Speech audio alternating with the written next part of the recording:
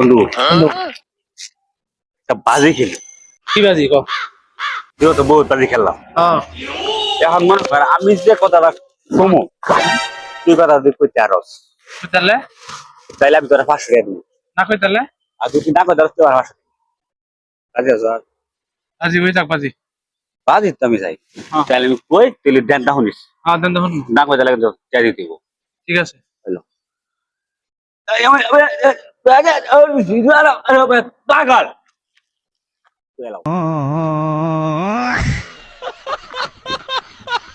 এটা কি কইলে? আমি তো এটা আমার দ্বারা সম্ভবিত না।